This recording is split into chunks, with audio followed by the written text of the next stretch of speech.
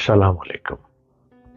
دعائیں مانگا کریں، جھولیاں پھیلایا کریں.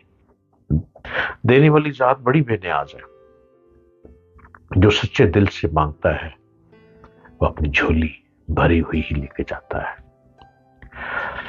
آپ دیکھ رہے ہیں یوٹیوب چینل ڈاکٹر جلیل اسلم آفیشل، اور آپ مجھ کو سنتے چلے جائیں اور دیکھتے چلے جائیں.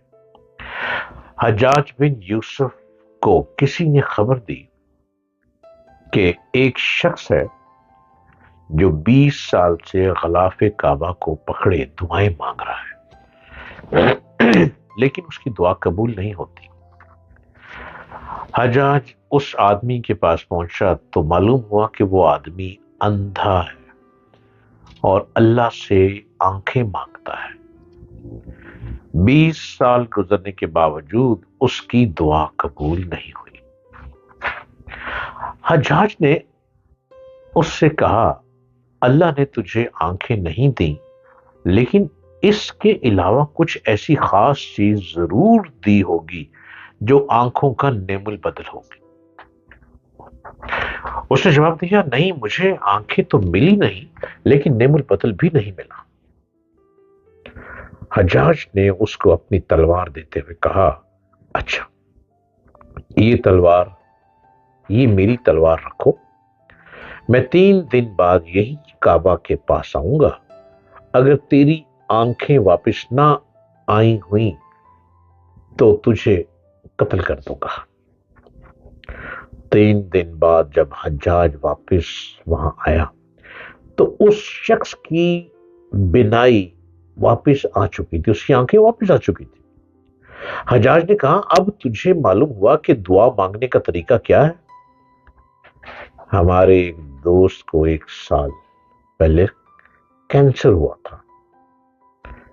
بتاتے ہیں کہ میں جس ہسپتال میں تھا وہاں ایک شخص آیا، اس کو بھی کینسر تھا. ڈاکٹرز نے کہا، آپ کے علاج پر اتنا خرچ آئے گا. اس نے کہا، میرے پاس تو اتنے پیسے نہیں ہیں. کسی نے اس کو کہا کہ اللہ سے تہجد میں اٹھ کر مانگو، اللہ ضرور پیسوں کا انتظام کر دے گا. اس شخص نے نہ جانے کس طرح اللہ سے مانگا کہ چند دن بعد اس کا کینسر ہی ختم ہو گیا. ہسپتال والے حیران تھے کہ سارے ٹیسٹ کلیئر آ گئے. اسی طرح ترکستان کا بادشاہ لمبی عمر کا خواہاں تھا، لمبی عمر کی خواہش رکھتا تھا. وہ مرنا نہیں چاہتا تھا. اس کے حکیم و طبیبوں نے بتایا کہ ہندوستان کی سرزمین پر چند ایسی جڑی بوٹیاں پیدا ہوتی ہیں جن میں آب حیات کی تاثیر ہے.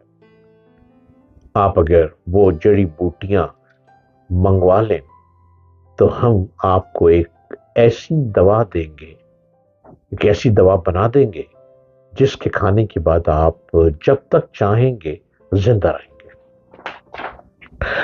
ترکستان کے بادشاہ نے 10 لوگوں کا ایک وفد تیار کیا اور یہ وفد ہندوستان کے راجا کے پاس بھجوا دیا.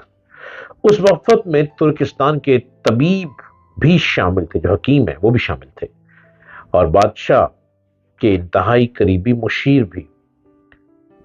وفد نے ہندوستان کے راجا کو ترک بادشاہ کا پیغام پہنچا دیا.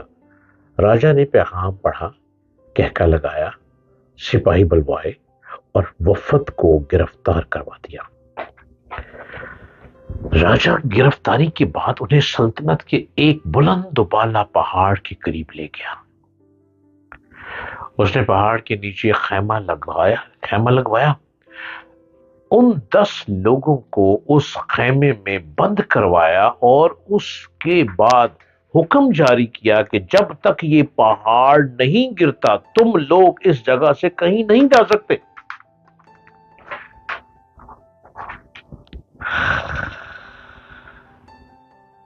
اب کیا تھا؟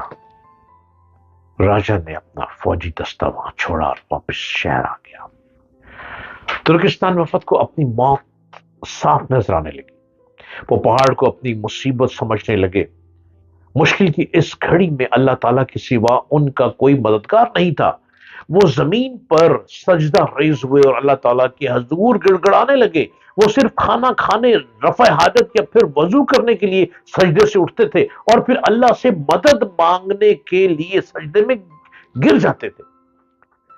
رسول اکرم صلی اللہ علیہ وآلہ وسلم فرماتے ہیں اگر تم خدا کی معرفت حاصل کر لو تو تمہاری دعائیں پہاڑوں کو بھی اپنی جگہ سے ہٹا دیں گی۔ اللہ تعالیٰ کو ان پر رحم آ گیا۔ ایک دن زلزلہ آیا، زمین دائیں سے بائیں ہوئی، پہاڑ جڑوں سے ہلے اور چٹانیں اور پتھر زمین پر گرنے لگے۔